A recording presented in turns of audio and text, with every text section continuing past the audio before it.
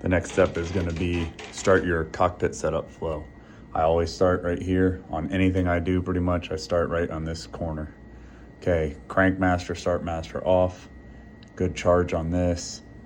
This is armed, if it hadn't been already. Fault test, 8 lights. There's 5 of them right there. 6, 7, and the caution, which is fire detection loop fault, is 8. Fire test. A and B, so 1, 2, 3, 4, 5, 6 would be fire loop alert, left engine fire. 7, 8 would be handle, and I lost control of it, and the fuel control switch. Go to the right one, 8, 1, 2, 3, 4, 5, 6, 7, and 8. Next, I move to enunciator lights. The only ones that don't show up are your PAX oxygen light and your fuel control and fire handles. PAX oxygen's over there on that side. But everything else should have a light, including all your panels, everything like that. Smoke detect, you get aft baggage smoke.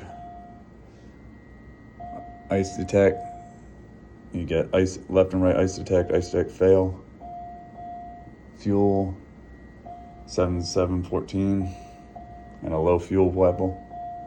CVR, you actually have to select CVR on the headset, push and hold. You should hear a tone. Pass aux, you'll get pass aux on, and you'll get a light over there on the far side.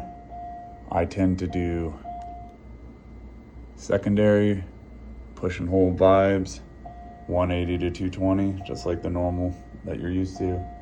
Come off a secondary, retest, make sure you get a left and right exceedance.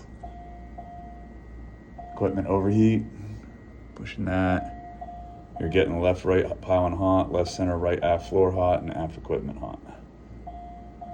Next, I'm moving across here, making sure these are all in normal. APU's on, isolation valves off, and both engines are off. Packs are on, ram air is not. Auto temp select.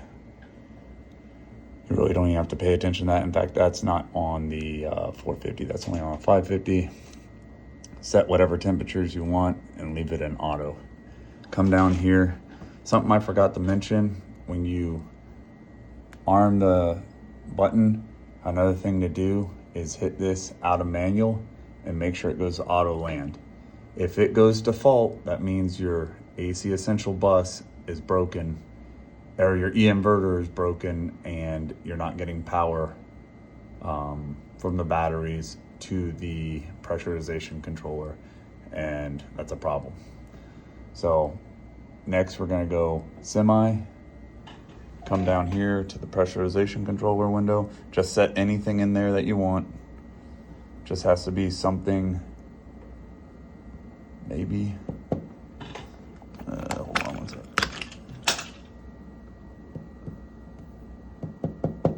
Okay, you would normally set something here.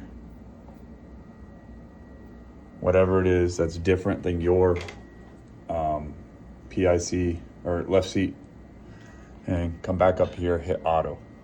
This should go back to whatever you have set in the left seat barometric altimeter window. Next, you go to manual, descend it.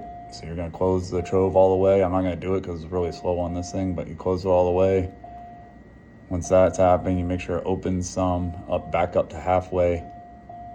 Go to that, it should go to auto land back and open completely. That's it, that's all there is for the sex. Off, for the checks. Off, off, off, off, off, off. This is a really expensive button.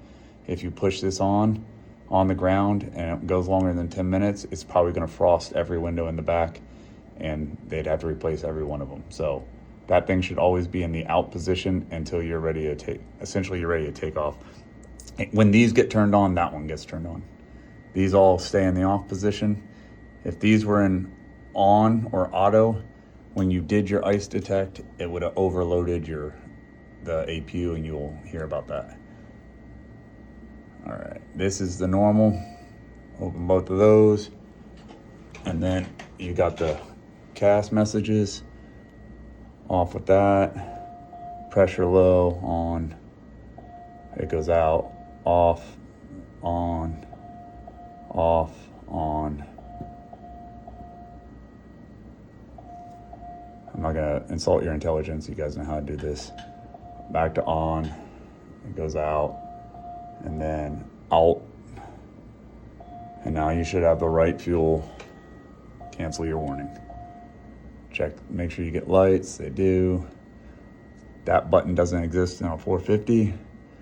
Come over here, left main, right main, trues, they should both be off, they're good. Go ahead and turn on your SATCOMs. Man, doing a aux power check, or aux pump check, excuse me. All right, it's on, it's not in the not arm position, it just needs to be in the arm position. You disengage the parking brake, still being in the chocks. You push your pedals in, getting more than 10%. Looking at the brake page, you should see some pressure, and this should latch, aka come to on. Then you will push all the way and make sure when you go full deflect, you get 3,000. After that, set the parking brake, let the pump run, and it'll run it back up to 3,000, and then come up here and give it a not arm, so it takes it out of the latch mode.